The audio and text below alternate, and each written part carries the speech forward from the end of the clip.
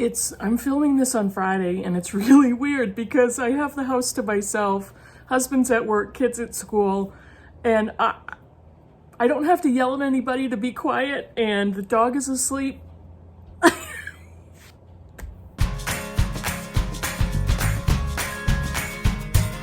Hey Booktube, it's Kim at Middle of the Book March, and this is my Bookish week for Saturday, September 11th. And this happens to fall on the 20th anniversary of the terrorist attacks from September 11th, 2001. So I wanted to recognize that for those of us who, can recall exactly what we were doing, exactly where we were, exactly how we found out. It's pretty chilling, but memorializing it and remembering the innocent people that lost their lives and everything that happened in the world after that event to change everything we knew about safety and security.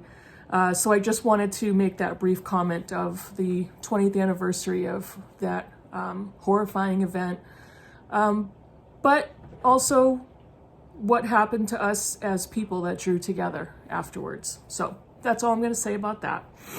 This is my Bookish week, so I'm going to talk about some books that I finished last week. I'm going to show you very briefly a couple of books that I'm currently reading, and I have a quick tag for you. I figured, why not?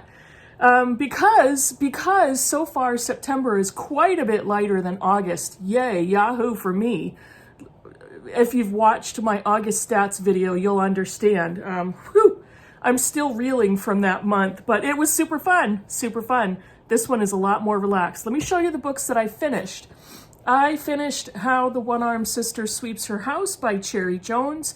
I've been mispronouncing her name the whole time. I read an article, an interview with her, and she pronounces it Cherry Jones. And I read this with my friend Judy Brown as a buddy read, and we both really liked it.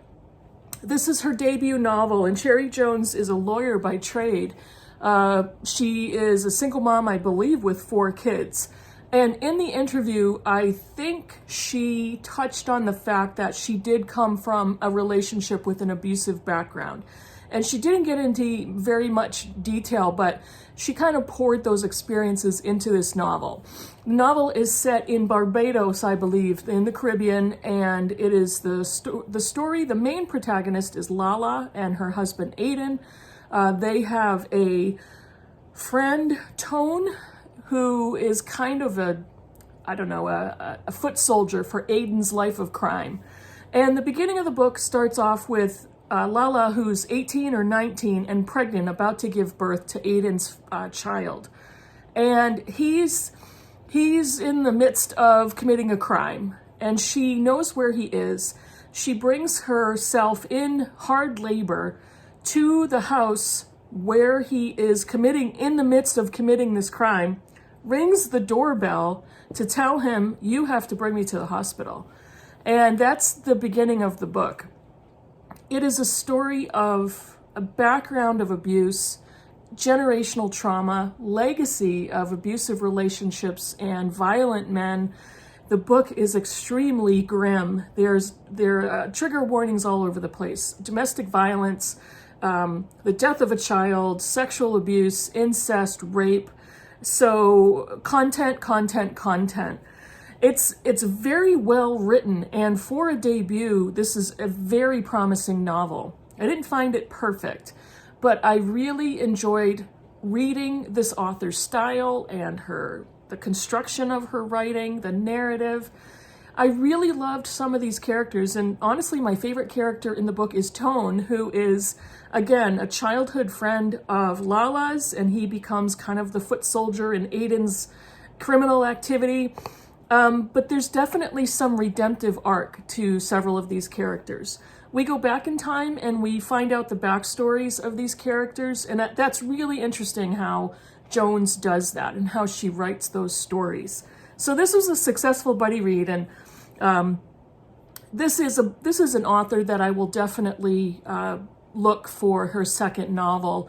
The next book I finished was for my Attica Lock read-along group. We read thrillers, crime novels, police novels. This is The Silence of the White City by Eva Garcia Sáenz. This is translated from the Spanish, and I think I started this in August, the very end of August, so it fits in for Women in Translation Month. This is translated from the Spanish by Nick Castor. And this is a novel set in Vitoria, Spain. The main protagonist is a criminal inspector named Unai Lopez de Ayala, and his nickname is Kraken. And there's a family backstory as to why he's called Kraken. He has a woman partner, which I really appreciated reading about, and they are basically equal partners in this police department. And they are investigating a series of murders that lead to a serial killer.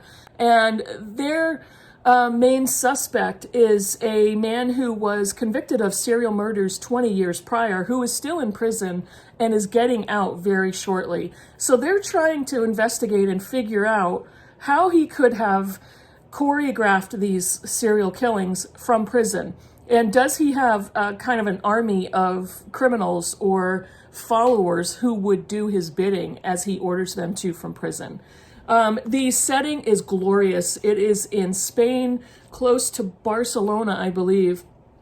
There's food and architecture, culture. It was just beautiful the way she describes the setting and the atmosphere.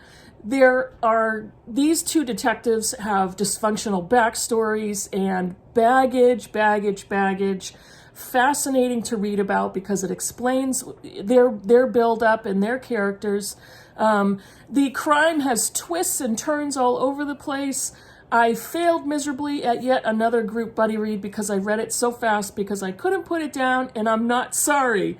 I expect the next 2 books in this trilogy to arrive in my mailbox today. Those are the only 2 books I finished last week. Very quickly, I am currently reading A Passage North by Anouk Arid-Pragasam, which is long-listed for the Booker Prize, and I'm buddy reading this with Sean the Book Maniac. I am also reading George Eliot's Romola with my George Eliot 2021 read-along buddies. And let's see, I didn't have a lot of book stuff to show you, but I'm gonna fit in a little tag here. This is the Your Answer Can't Be Books tag, and this is an original tag from the Book Buds. I will link their channel and their video below. I don't think I was tagged by anybody, but I figured, you know what, this is a fun one, and it's talking about things other than books. Who wants to watch a video about that? Just in case any of you, the handful of you who watch, were curious about me on bookish unrelated topics, here you go. You're welcome. So, question number 1, what is something that you own way too many of other than books? Purses, handbags, tote bags, any type of bags. I hate to shop. I am not a clothes person. I'm not a shoe person. And even when I do buy bags, I'm not like some major fashionista, very clearly. So I'm not into the whole girly shopping trips, stereotypical girly shopping trips. But I love a good handbag, and I love a good clearance handbag. And there's a store that is 2 miles away from me up the road, which is my favorite store to go to shop for them. So that's typically where I will go. So I do have quite a collection in my closet. Question number 2, what is something you do for fun that's not reading a book? I don't know. Well, over the years, I have tried many different hobbies, and I've always been a reader, but I've tried other things, and I've tried silk flower arrangements. I was pretty good at that. I tried scrapbooking. I tried, for a long time, I really enjoyed working out, going to the gym, spending time outside, hiking. I still like doing that. But there's honestly nothing that I like doing more. The only other thing, it's not really a hobby, but I love to hang out with my family. We love to go on road trips. We love to drive up to the mountains, go to the beach. I just love being with my people. So I think that's the other thing I do for fun most often. Number 3, what is something special or important on your nightstand that's not a book?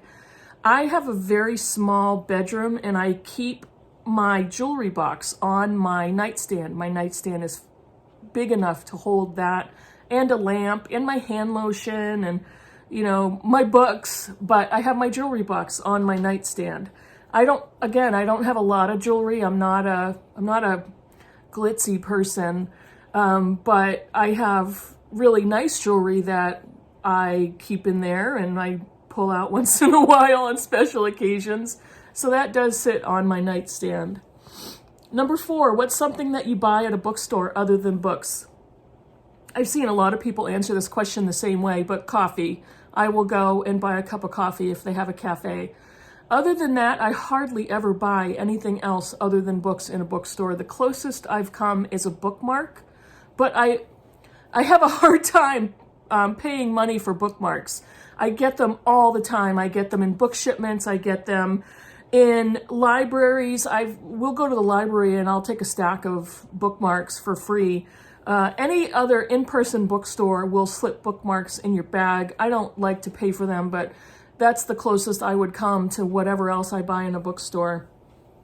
Number 5, what's a fun gift that you've received that wasn't a book or a gift card for books? Very good question. My older daughter for Christmas took me on a mini shopping spree at my favorite store where I find handbags and bought me a handbag. It was actually a set of a tote bag and a handbag with a matching pattern on it. And she bought me a bunch of other little things as well. And I brought that bag set to work and I had it, you know, I store my stuff under my desk and I had it, you know, I've been carrying it into work for a few months, and one of the general managers, who's an older white man close to retirement, who I would never think would have any interest in clothing or accessories, took a look at that set and said, "Oh, wow, that's pretty cool. I love that pattern." And I said, "Thanks." And he wanted to talk about it. And I couldn't understand. Now, this is an engineer. I had no idea that an engineer would be that interested in a tote bag set. So yeah, that was pretty funny. And let's see, number 6, what's a YouTube channel that you watch that's not related to books? I get so sucked in to Say Yes to the Dress videos and America's Got Talent videos. My daughter and I love to watch America's Got Talent, Britain's Got Talent, Global Got Talent. We'll watch all those Got Talent videos, and not the entire show, but the snippets of the really exceptional singers. And my favorites are the kid singers that these little tiny people walk onto the stage and they belt out this power song, and we're in shock, but we love watching that together. And I don't know why I'm obsessed with Say Yes to the Dress videos. I've been married for 23 years. For the second time, I'm not in the market for a wedding dress, but for whatever reason, I love watching this show. Had I known better in my early life, I would have either become a librarian or worked at a bridal shop, and I probably would retire from there. And I had no idea that was a thing. But yeah, those are a couple of the channels I watch on YouTube. I don't watch YouTube very often unless it's BookTube. But I have realized over the last several years, there are so many things to learn on YouTube. There's so much junk. There is really so much swill on the internet. But if you go on YouTube and look for tutorials for things, we're looking at how to replace your toilet. I've got a toilet in a box in my corner, and we're trying to redo our second bathroom, our little bathroom. And we're like, yeah, we're not going to ask for help. We're going to learn how to do it on YouTube. So that's the other thing I will look up on YouTube besides bookish content. And that is about it. Yeah, it says the last prompt is to tag 5 booktubers, and I'm not going to tag anybody. The tag has been going around quite a bit. But especially if you are a small booktuber, less than 500 subscribers, less than 1,000 is a little, I don't know what anybody considers a small booktuber. I think I'm a small booktuber. Let me know, do the tag, and I would love to see more people do it and find out more about everybody who's making content on BookTube, and I think it's a lot of fun. Write me a comment down below on any of the books I showed you or talked about, or any of my answers to this tag, and thank you so much for watching. I'll see you in the next video. Bye, everybody.